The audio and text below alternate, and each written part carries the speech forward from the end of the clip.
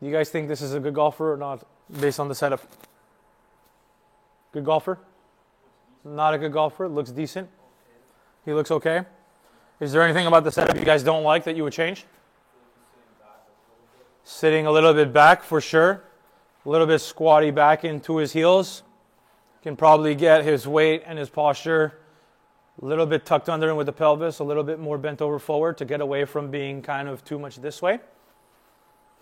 Okay, let's take a look at his takeaway. This, for the record, and for those watching, is a PGA member. He's the director of a really good club out in Long Island. Good buddy of mine who also works with me on his golf swing. This was the first swing he ever sent me.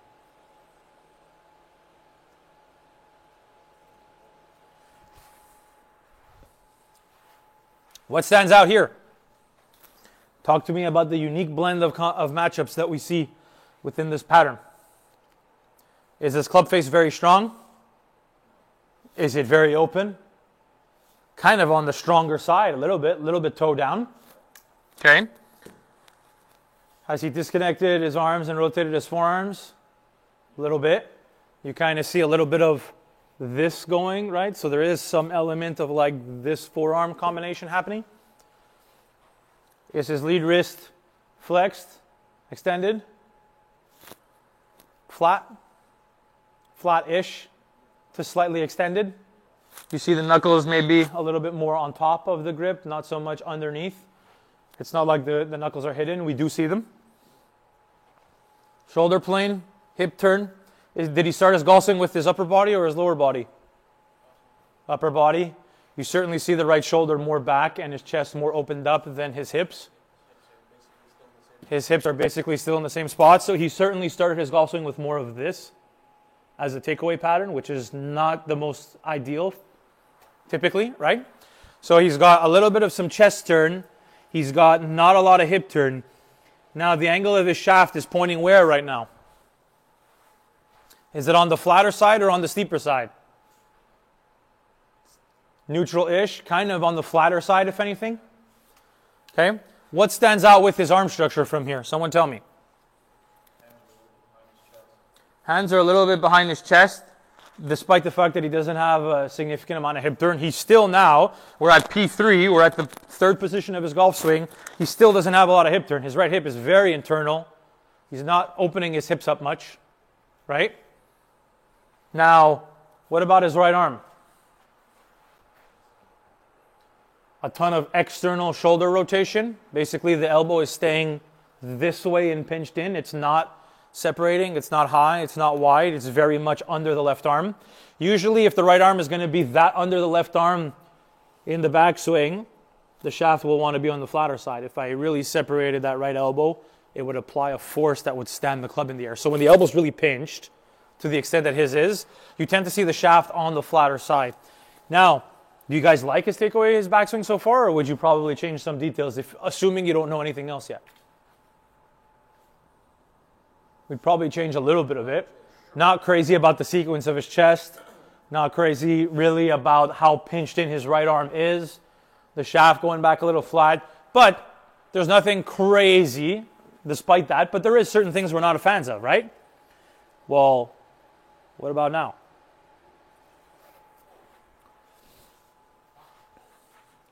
Did he turn into his hips much? Never really got a ton of hip turn, did he? Whatever hip turn he had in the first third of his backswing, it kind of stalled out, and that's where they finished. His right elbow was really pinched down and inside. Is his right elbow still pinched down and inside? That thing is flying high, right? Now, here's the thing. Couldn't you make a case that if I'm going to pinch this in so extreme and create so much tension that at some point it's kind of hard to retain that and still create turn? I have no width at all. If this elbow is too pinched in, I'm going to be very narrow. Right? I have no width at all, and it's hard to create a lot of speed doing that. It's hard to create a big turn doing that. So the elbow naturally is going to release the tension and fly because it was too extreme early. As soon as this elbow starts to fly, what happened to the shaft? It started to pitch more across the line. Club face is okay. Okay-ish. Kind of matching the forearm. Wrist angle maybe a little bit on the cup side, but again, he makes it work because the club face isn't really that open. So club face angle, wrist angles, all of that, I don't necessarily hate them, to be honest. You could work with them. The thing that stands out here is he doesn't have a lot of turn. When you don't have a lot of turn, the only way to lengthen the backswing is by releasing the elbow. Because if I stand here and I kept the elbow pinched, but then I never really turned my hips, his backswing would have stopped here. Right? In theory, he doesn't really have a lot of hip turn. So how can you lengthen the backswing here if you don't keep turning? Right? So you could make a case that part of why the swing has to get so long with the arm structure and so loose is because he's not turning his hips. That's the only way to get the club in the air. Meaning, if you wanted a player like this to improve the structure of his arms at the top, could you not make an argument that you actually need him to rotate his hips, though? Because if he doesn't rotate his hips, that swing would stop way shorter than where it is. Right?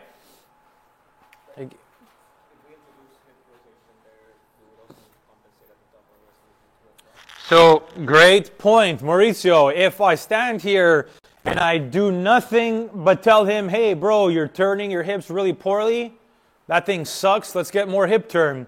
If you get more hip turn and everything else that he does stays the exact same, that shaft is going to be pointing out fucking here. Because he's still going to have the same natural reactions. So it's a chicken or the egg. He doesn't turn his hips, and because he doesn't turn his hips, he loses the arm structure because that's the only way he can lengthen the backswing out. So he's got to drag the arm across his chest, fly the right elbow, club tips across the line because the backswing was really poor. Well, if all I do is tell him to turn his hips, the shaft points out here. So in that situation, I can't only tell him to turn his hips. In theory, you can. If you want to tackle one thing at a time, you can always just tell him that. But also, if you want to prevent the top of backswing structure from falling into a shitty place, even worse than it is, as he's turning his hips, he's got to change the way the club's going up in the backswing. Meaning, he can't be here. Probably got to have some better structure here, preventing that right elbow from tucking so early. And you got to have a little bit more setting of the wrist. Because if I set the club up, I can turn and not have to do a whole lot, right? But if I'm here and pinched in, and all I do is turn my hips, I'm going to be very short and hit it nowhere. Or I have to fly the elbow to lengthen it out, and it ends up in another problem. So yes, the answer is, in theory, I can't just tell him to turn his hips. I would have to change something else if I wanted to alter the top of backswing.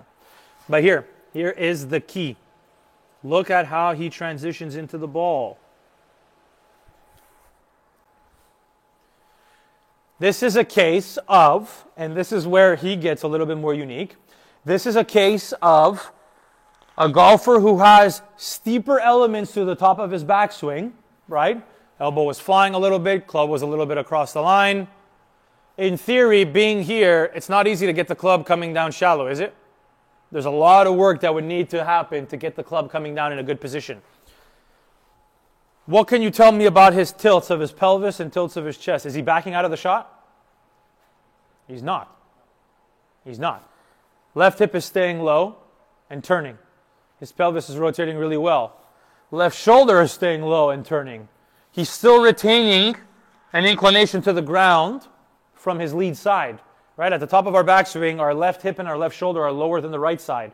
In transition, he actually retained that really well. The problem is, when you have steeper elements to your backswing, and then I retain low and left, that's the look I'm going to get. This is a prime example of a good player who is retaining the steeper pivot, despite the fact that the club is in a steep position. It's just never going to get shallow. In theory, this club could get shallow if you just backed out of the shot, couldn't it? If he just, instead of going this way, just like jumped out of it, early extension, side bended, he would back out of the shot. This club would, in theory, fall into a shallow position. So there is a way to correct this shaft without actually affecting the shaft itself. You can change it through the body. But steeper pivot combined with steeper arm structure leads to steeper club. It's as simple as that. So this is a scenario where the shaft never really lays down that much. It's just going to stay super upright, and then it's going to come crashing down and left into this ball. Look at his body. Did he back out of the shot? Look how well he's rotating his chest and how level he's turning through the ball. right? So this is a scenario where he's got a really steep pivot alignment. We always talk about, I just mentioned this last week, right? You can either have shallow arms and a steeper pivot, or you can have a shallow pivot with steeper arms and club. He's a golfer who has steeper everything. So when you have steeper club, steeper pivot, steeper arms, where's the path going to go? So what do you think his path tendency was? This way. He has a very similar pattern to what you'll see with a lot of recreational golfers, except he manages them obviously a lot better. They're much more refined, right? They're not as extreme as what you'll see with a bad golfer. It's not like the club was way outside the hands coming down. But this is an example where I actually quite like the way his body moves through the ball. You don't really have to change the way his body movement through the ball is. But you need to change the arm structure at the top a little bit because it's not helping him. And in order to do that, you have to get him to turn his hips and you have to change the way the club is loading up top. So you steepen the shaft angle and then you can get his body to turn. Backswing structure changes. His backswing is most of his issue in my opinion. Right? His backswing gets him into a place where his body does some good things coming down, but with a club that's not allowing it to happen. So he's going to cut across it.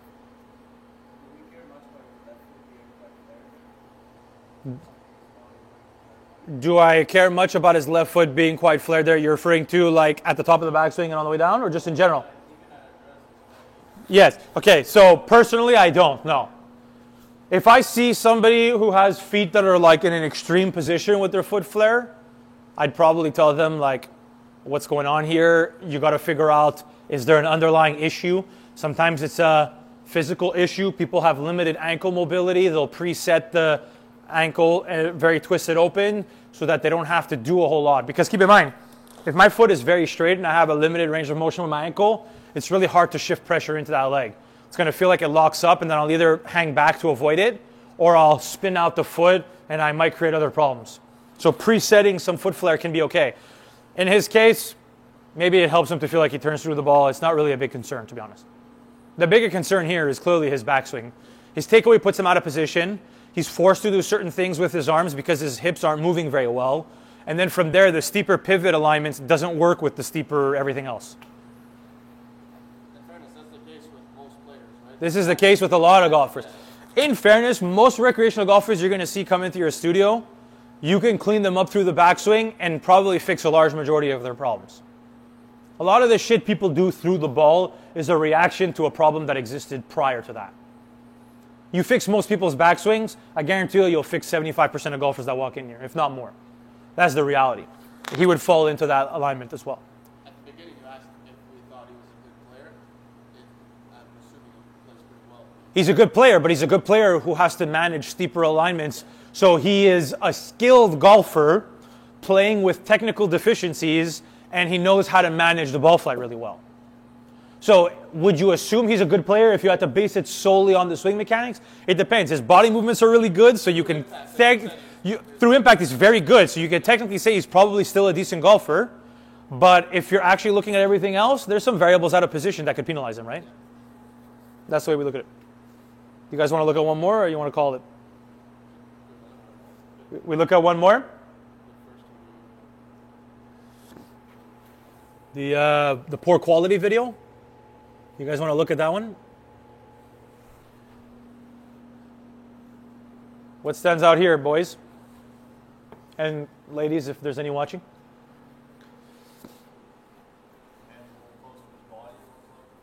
Hands a little too close to his body. I've never really been a big fan of like when the hands are actually retracted inside the shoulder line. Right? If we're setting up and we want to have some space, number one, you want some space between your butt end of your club and your body. I used to have people do an exercise where if I'm setting up, you can hold the club with just your lead hand, put it down on the floor, and I should be able to comfortably take my trail hand and like slide it and just let it hang underneath. If I'm too close to my body, I'm going to have no space here and I'm going to feel very jammed up. A fun, very basic exercise you can do if you feel jammed up. Also, if the elbows are retracted in, it pulls the hands in and then everything gets very close. So a little bit of that. What else can you tell me about his setup? How far behind him is his pelvis? Pretty far behind him.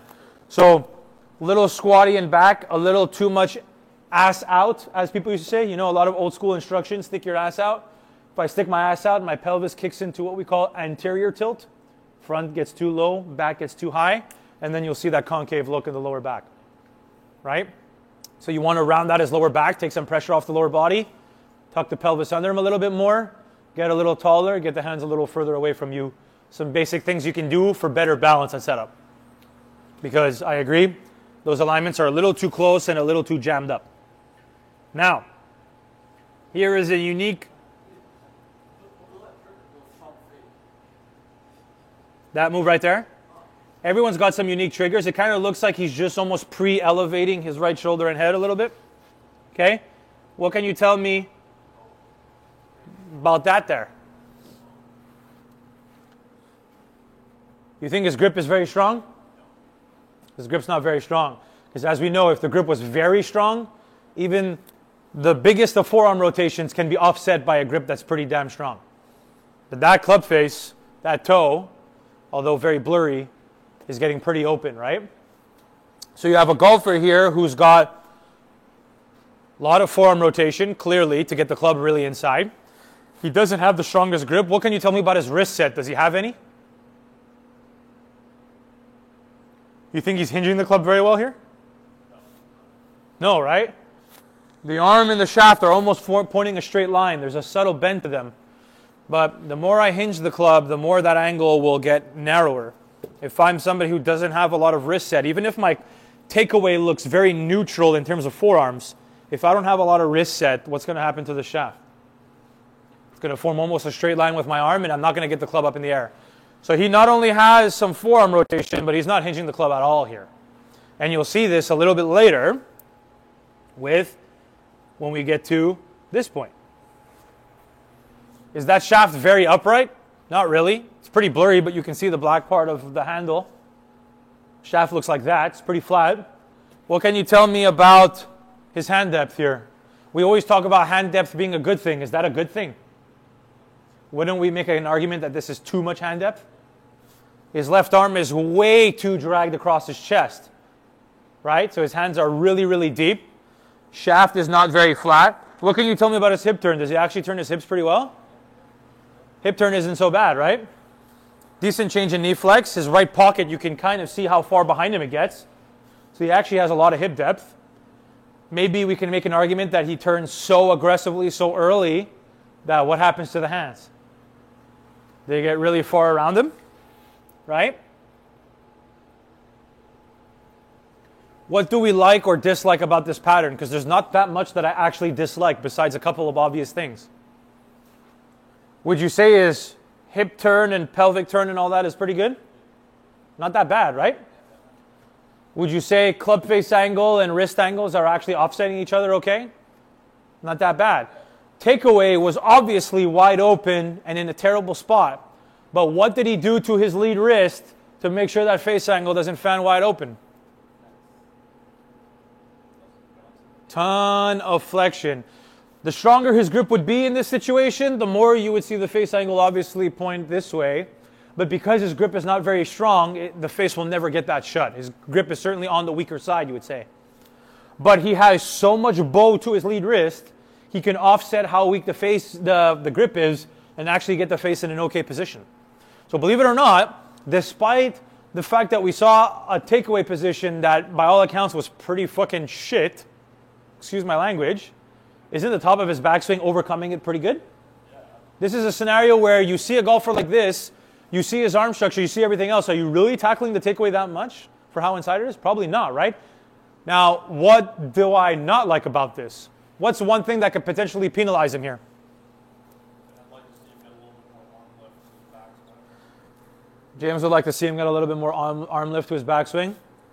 His left arm is pretty fucking low and across his chest, isn't it? Well, it also looks like his Trail shoulder is really retracted. Elbow's gonna get stuck behind him. Arm is likely going to get stuck behind him. So right elbow is already in a position where he's probably going to have to do a lot to get it back in front of him. Likely to get stuck behind.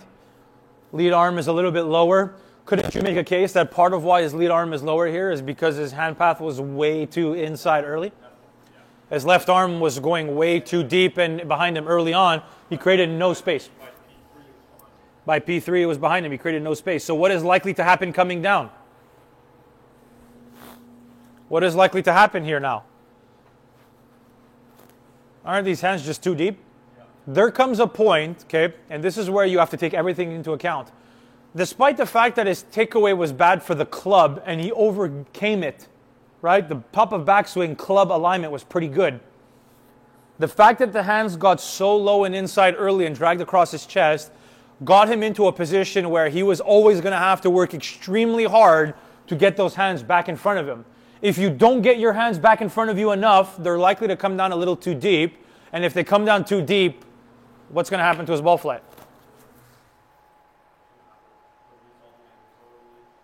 Look at this. Would you not make a case that his right arm, first of all, is a little too far behind him, and his left arm is just way too connected to his chest? The club is too stuck.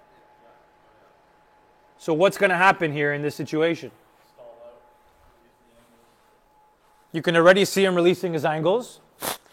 The club is about to swing 7, 8, 9 degrees from the inside. And is he rotating his body very well? Not really.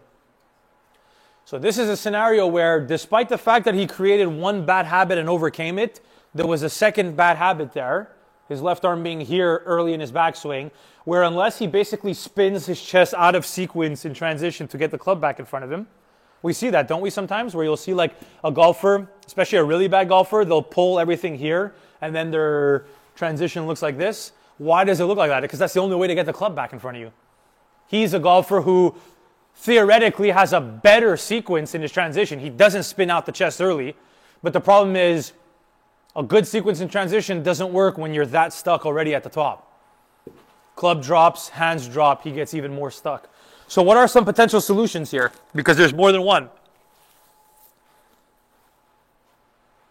What's the obvious one?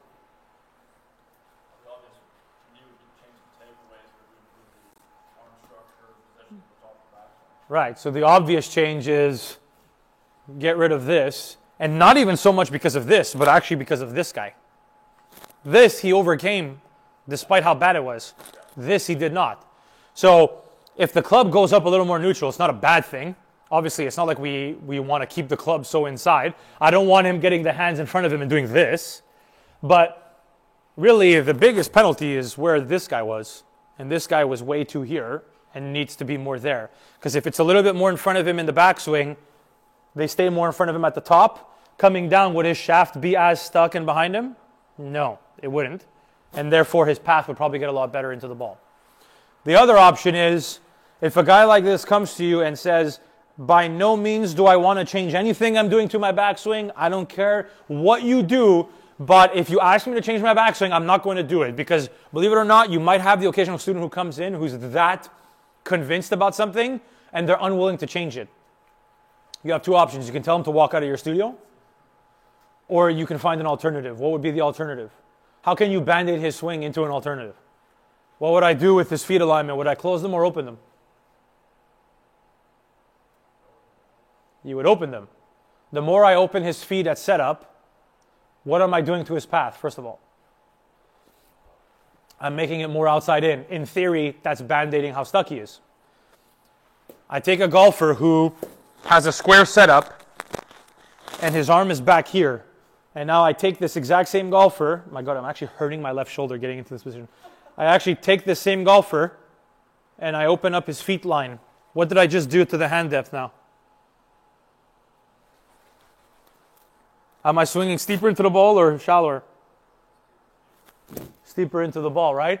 So in theory, you take a golfer who might be extremely hard-headed and comes to see you. I'm not saying he is, by the way. I'm just saying, let's just use him as an example. You take a golfer who's extremely hard-headed and doesn't want to change their backswing because they like the way it looks and yada yada. Open up his feet alignment to find ways to get the hands more in front of him, to find ways to get a little steeper into the ball. Assuming nothing else changes, if he opens up his body alignments, he'll come in less stuck and it would help him. Is that my preference? Absolutely not. But if a golfer does happen to come in and they're that in their head about a certain change, you can either stand your ground and the student will simply leave, or you have to find an alternative. Choice is yours. These days, I'd probably stand my ground and be like, well, I can Band-Aid you, but it's a Band-Aid. And I'm making it clear that it's a Band-Aid in that case. But I guess if you're in that situation, talk relationship management with the student. Relationship management with a student, yeah. Even, well, you should always tell them it's a Band-Aid, right? I think I would if they're that hard. So I can give you a Band-Aid. whenever a student comes to see me, first of all, depending on the level of the student and their awareness and all that, I might actually give them all of the options. Here's option A, here's option B, here's option C. In theory, you can keep the backswing the same, you can keep the setup the same, you can just get him to try to cover the shit out of it and get his hands more in front of him. Right? He doesn't rotate very well. If he did rotate better, his hand path would probably kick out and the club would kick out a little bit more. That's also an option, right? So I would give him, here's A, B, C, D. This is my preference of the order. Meaning, if you give me a blank canvas to the side, this would be my first option. If it didn't work, this would be my second option. This would be my third option. But if I stand there and the golfer is extremely hard-headed, I would make it clear like, hey, option D, well, let's say in this case, is a fucking Band-Aid. And if it gets to that point, just know that it's a Band-Aid. And I might not necessarily help. I'll help your ball flight. I'll help your numbers on a launch monitor. But am I actually going to help the consistency of your swing long-term? Maybe a little bit, but maybe not to the extent I could have had I worked on other things.